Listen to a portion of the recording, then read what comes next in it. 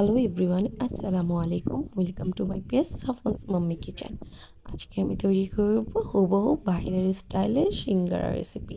প্রথমে আমি কড়াইতে তেল দিয়ে বেশ কিছুটা পেঁয়াজ দিয়েছি, দিয়ে দিচ্ছি কাঁচামরিচ, নেড়েচেড়ে দিয়ে দেব পাঁচফোড়ন।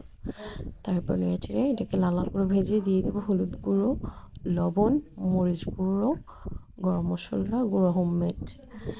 আপনারা বাহির থেকে কিনে খাওয়ার চাইতে আমি মনে করি ঘরে খুব কম সহজে হাইজিন মেনটেন করে বাসায় তৈরি করতে পারেন। বাইরের খাবারগুলো হাইজিন মেনটেন করে না, সেটা শরীরের জন্য খুবই ক্ষতিকরই হয়। আমি পানি দিয়ে ভালো মতো কষিয়ে নিচ্ছি।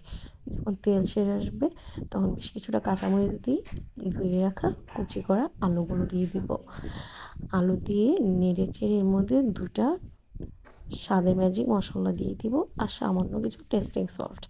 বাসায় যেহেতু বানিয়েছি, সো আমি আমার মন মতো করেই বানাচ্ছি।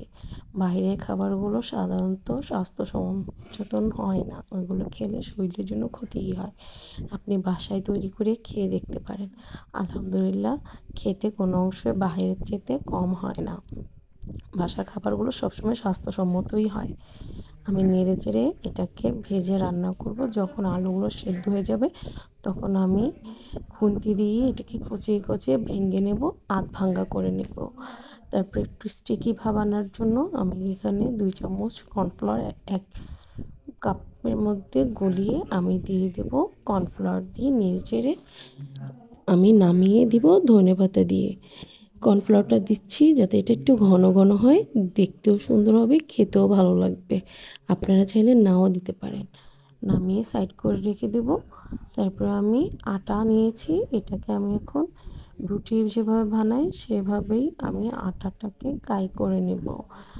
এটার মধ্যে কোনো ভেজাল নেই, আপনারা খুব সহজেই বানিয়ে নিতে পারবেন। আমি একটু গরম পানি দিয়ে আটার কাইটা করে নিয়েছি, দিয়ে দিচ্ছি কিছু কালো জিরা।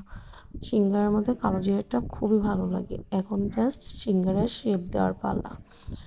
কোণের মতো করে আমি এটাকে পেঁচিয়ে নিচ্ছি 2 হাত দিয়ে। এটাকে সুন্দর করে ট্যাপ করে দিচ্ছি। ব্যাস হয়ে গেছে সিঙ্গারা। আমি আবার আপনাদের সুবিধার্থে দেখিয়ে দিই।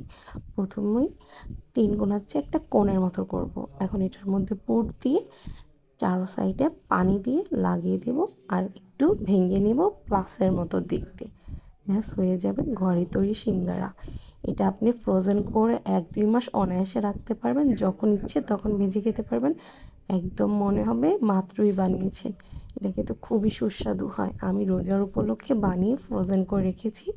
যখন ইচ্ছে করবে তখন আমি সিঙ্গারা বের করে ভেজে গরম গরম পরিবেশন করব।